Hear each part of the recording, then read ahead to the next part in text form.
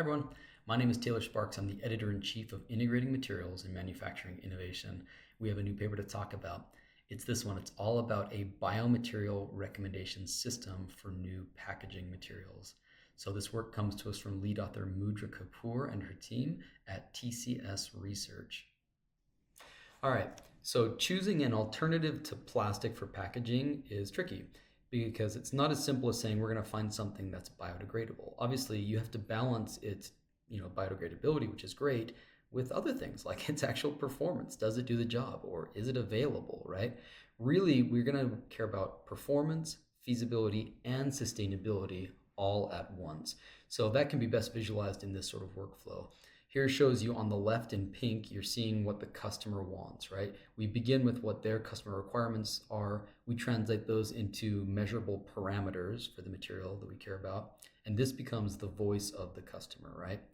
Then we turn to the actual biopolymer database. Here we're going to do things like calculate the performance, feasibility, and sustainability scores, combining those into a final ranked list. And really, this is the backbone of the paper that these authors are presenting. It is a transparent end-to-end process of how you go from what the customer wants to what you can ultimately provide as a manufacturer. To illustrate this, you can see in figure 1 here, they actually do this in a case study in the context of seat covers for vehicles, right? So you can see it there. In the past, they've relied on things like polyethylene, right? And we're trying to replace that with a more sustainable alternative, right? So when you think of the use constraints, what it's going to have to do, it's got to be able to survive UV exposure. There's heat, there's moisture, it's got to be handleable, there's a fire risk. But at the same time, it's got to be affordable. We have to be able to manufacture this thing at scale, and it's got to be environmentally safe.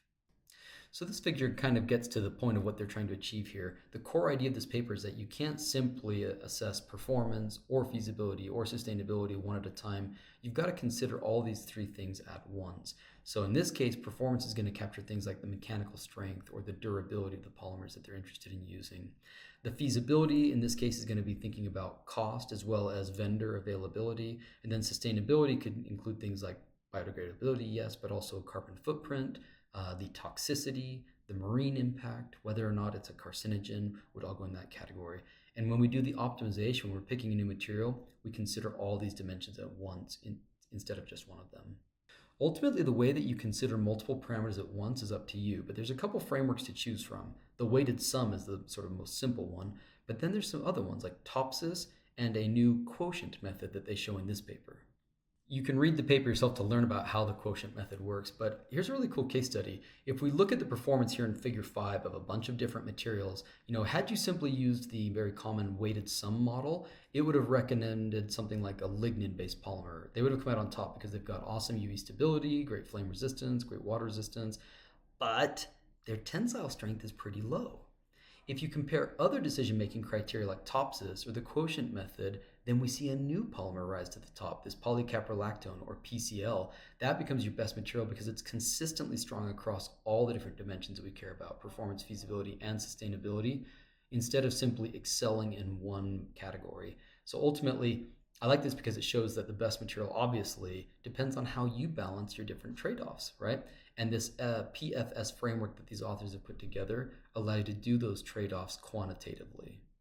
So while there is no universal, perfect polymer, my takeaway from this paper is that with the right framework, for example, this PFS framework, industries are able to get structured, data-driven ways of choosing the right polymer for their specific application, and they can do so early in the process before they've had a bunch of expensive experiments and scale-ups to learn that it wasn't the right material.